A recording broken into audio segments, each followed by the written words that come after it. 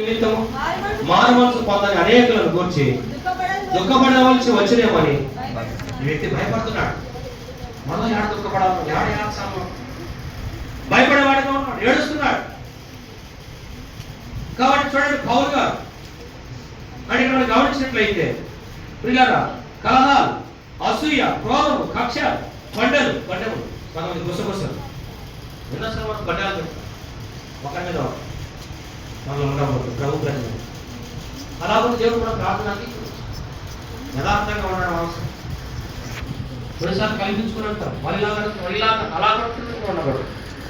పౌలు గారు అంటారు వారి విషయమై దుఃఖిస్తున్నాడు, ఏడుస్తున్నాడు.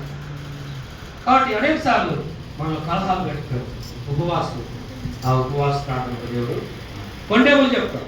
ఒకరి మీద శివశక్తికి వాళ్ళకి ఎవరైనా చెప్పండి, శివశక్తికి వాళ్ళకి ఏం చేస్తారు? ఒకరి మీద అందరూ కొండాలు చెప్తా.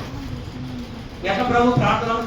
ఇదే నోట కొండాలు చెప్తా, ఇదే నోట కలహాలు అంట, ఇదే నోట గుద్దులు అంట, ఇదే నోరు చేత మన ప్రభు తండ్రి అని ప్రార్థన